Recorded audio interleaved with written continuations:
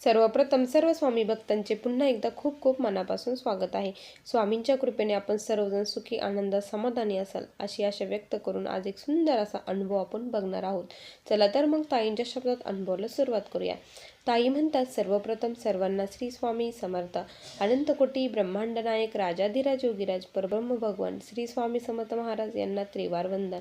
स्वामी भक्तांनो, मी लातूर जिल्ह्यातील रहिवासी आहे.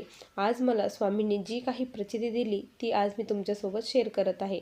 भक्तांनो, आपण म्हणतो ना की स्वामींची कृपा का बरं होत नाही, मी तर किती सेवा करतो, पण खरं तुम्हाला सांगते, स्वामी कृपा तेव्हाच होते जेव्हा आपण खऱ्या अंतःकरणापासून स्वामींना शरण जातो आणि त्यांची अनन्य भावाने सेवा करत असतो. फळाची अपेक्षा जेव्हा ठेवत नाही त्यावेळेसच स्वामी आपल्याला आपली इच्छा पूर्ण करत असतात. कारण माझ्या बाबतीत देखील असंच घडलं आहे. मी अगोदर खूप सेवा करायची, पण माझी कुठलीही इच्छा कधीच पूर्ण झाली नाही. मी खूप सेवा स्वामींची करत होती. कधी कधी तर मला वाटायचं की आज स्वामींची सेवा आपण सोडून देऊया, काही नसतं, काही हे लोक खोटं सांगतात असं मला वाटायचं. पण ज्या वेळेस मी खरंच खूप अंतःकरणापासून स्वामींना हाक मारली आणि स्वामींची सेवा केली, त्यावेळेस माझी जी इच्छा पूर्ण झाली, ती इच्छा खरंच माझ्या आयुष्यातील खूप मोठी इच्छा होती. कारण माझे मिस्टर हे व्यसनाधीन होते. त्यांना ड्रिंकिंगचं खूप मोठं व्यसन होतं. ते व्यसन सुटणं हे अशक्य होतं, कारण त्यांना त्याच्याशिवाय जमतच नसायचं. रोज ते ड्रिंक करायचे म्हणजे करायचेच. पण ते मला कधी त्रास देत नव्हते, कारण त्यांचं म्हणजे ते पैसे कमवायचे, त्याच्यातले थोडेफार पैसे माझ्याकडे द्यायचे आणि जे काही पैसे त्यांना लागायचे ते काढून ठेवायचे. रोज ड्रिंक करायचे. पण ड्रिंक केल्यानंतर माणसाचा ताबा सुटतो असं म्हणतात.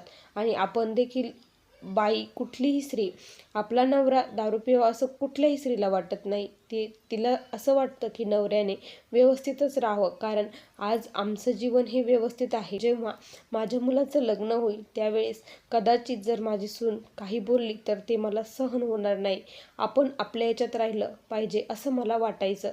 त्यावरून आमचे फक्त भांडणं असायचे. घरात आमचं सर्व काही व्यवस्थित असायचं.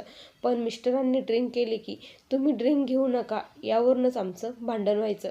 कारण ज्यावेळेस ते ड्रिंक करायचे त्यावेळेस माझा मुलगा त्यांचा खूप राग करत असायचा की पप्पा हे असेच करतात, त्यांना किती सांगितलं तरी ते ड्रिंक करतातच, असा तो आत्ताच म्हणायचा. त्यामुळे मला खूप टेन्शन यायचं. मग असंच मी एक दिवस काय झालं ना की माझ्या आईकडे गेली होती. आईकडे गेल्यानंतर आम्ही असेच गप्पा मारत होतो. त्यावेळेस तिथं जे शेजारच्या काकू आहेत त्या आल्या होत्या आणि गप्पा मारता मारता त्यांनी असाच स्वामींचा मला एक अनुभव सांगितला. आता अनुभव सांगितल्यानंतर माझ्या मनात कुठेतरी वाटलं की आपण देखील ही सेवा करावी का. पण भीती वाटायची की स्वामींचं खूप कडक आहे म्हणतात, ते आपल्याला जमेल का. आपण तर घरामध्ये नॉनव्हेज होतं आणि हे ड्रिंकही करतात आणि काही उलटं वगैरे झालं तर मग काय करायचं, असं मनामध्ये खूप भीती वाटू लागली. त्यावेळेस त्या ताई म्हटल्या, अगं घाबरू नको, तू सुरुवात तर कर. सुरुवात केल्यानंतर बघ तुला देखील प्रचिती येईल आणि जेव्हा तुला प्रचिती येईल ना म्हणे, तेव्हा तू देखील हे करशील म्हणे, स्वामींची सेवा खूप करू लागशील म्हणे, असं त्या म्हटल्या. म्हटलं ठीक आहे, तुम्ही एवढं म्हणताय तर मी करण म्हटलं, पण माझ्याकडून फार काही होणार नाही. मी जी काही साधी भोळी सेवा आहे ती करल म्हटलं. त्या म्हटल्या ठीक आहे, तू फक्त रोजचे 3 अध्याय 11 माळी जप हा करत जा. मग मी एक माळ आणली, स्वामी चरित्र आणलं, स्वामींचा फोटो वगैरे आणला आणि 3 अध्याय 11 माळी जप मी करत असायची. माझं त्याच्यामध्ये अजिबात लक्ष नसायचं, काहीच नाही. मी संकल्पित सांगितलेल्या सेवाही केल्या, तारक मंत्राचं तीर्थही दिलं, पण त्यांना कधीच काहीच फरक पडला नाही. कारण ती चूक माझीच होती. कारण मी मनापासून ती सेवा ही करतच नव्हते. नुसतं करायचं म्हणून मी करत असायची आणि जेव्हा मी सेवा करायची तेव्हा माझं मन तिथे जाग्यावर नसायचंच, कुठेही भरकटत असायचं. त्यामुळं देखील कदाचित असं होत असेल. पण असंच एक दिवस मी यूट्यूबला बघत होती. त्यावेळेस मला 11 गुरुवारचं मी व्हिडिओ बघितला कसं करायचं काय.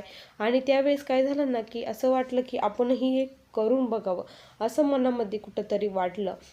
आणि 11 गुरुवारचे मी अनुभव देखील खूप ऐकलेले होते. म्हटलं खरंच असेल एखाद्या वेळेस.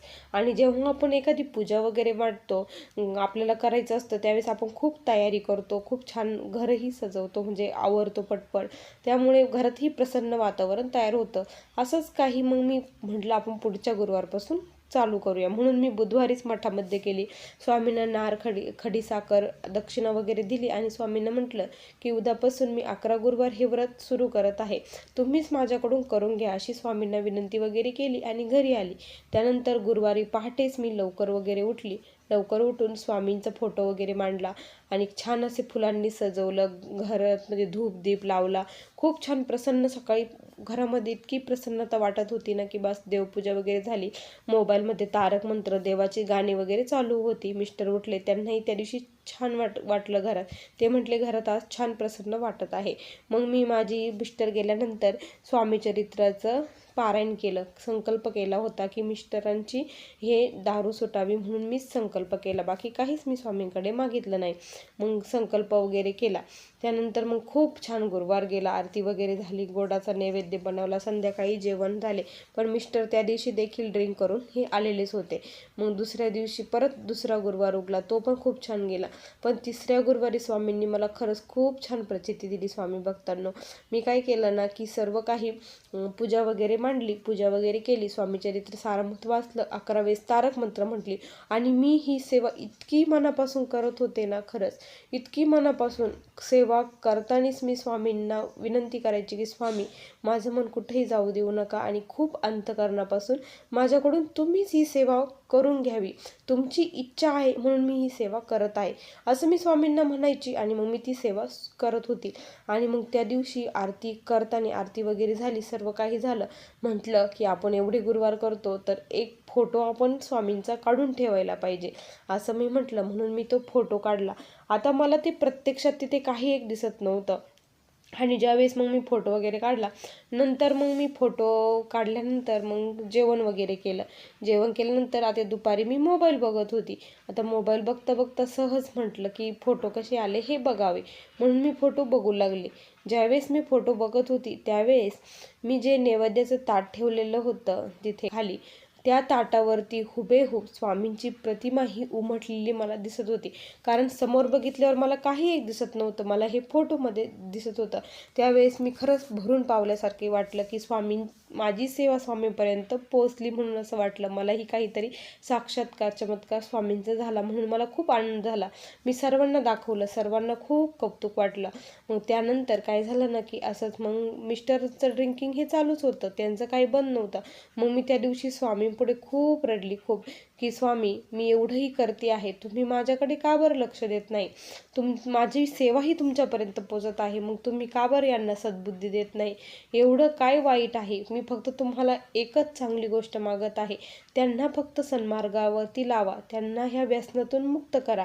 ते खूप चांगले आहे. त्यांनी जर हे व्यसन केलं नाही तर ते जगातील सर्वात खूप सुंदर व्यक्ती होतील, असं मी स्वामींना म्हटले आणि विनंती केली, स्वामी, माझं जे काही पुण्य आहे आत्तापर्यंत मी केलेलं ते सर्व काही यासाठी लावा आणि त्यांना फक्त याच्यातून बाहेर काढा, असं मी स्वामींना विनंती केली आणि झोपली वगैरे सर्व काही झालं. आणि दुसऱ्या दिवशी पुन्हा उठली. त्यावेळेस मिस्टर म्हटले की तू काल काय केलं होतं? मी म्हटलं काय नाही, स्वामींचं पारायण वगैरे केलं होतं. तर ते म्हटले ते करत जाऊ नको म्हणे, मला त्रास होतो. मी म्हटलं का बरं? म्हणे मला नाही का काल मी ड्रिंक घेतल्यानंतर मला खूप त्रास झाला, मी खूप वॉमिटिंग केली, ड्रिंक घेतल्याबरोबर मला वॉमिटिंग झाल्या म्हणे, असं ते मला बोलू लागले. त्यावेळेस मी म्हटलं नाही हो, त्यांनी काही नसेल झालं असेल, दुसरं काहीतरी झालं असेल. म्हटलं तुम्हाला ॲसिडिटी वगैरे झाली असेल, असं मी त्यांना म्हटली. तर मग ते म्हटले पण मी तुला सांगतोय, मला त्या स्वामींचं काही देऊ नको, तीर्थ वगैरे काही देऊ नको आणि ते घरामध्ये काही करू नको, असं ते म्हटले. पण मी म्हटलं नाही, मी स्वामींना सोडणार नाही आणि मी हे करणारच आहे, असं मी देखील स्पष्टपणे त्यांना सांगितलं. त्यानंतर दुसऱ्या दिवशी देखील त्यांनी ड्रिंक घेतली आणि त्यांना पुन्हा उलट्याचा त्रास होऊ लागला. त्यांना ड्रिंक ही पचनच होत नव्हती. उलट्या जुलाब त्यांना खूप होऊ लागल्या होत्या. त्यांना खूप अशक्तपणा आल्यासारखं झालं होतं.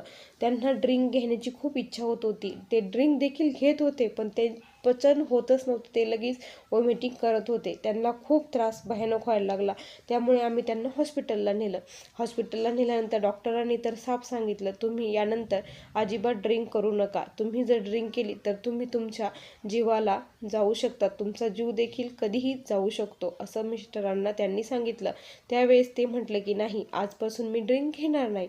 आणि खरंच मिस्टरांनी त्या दिवसापासून ड्रिंकला हात लावला नाही.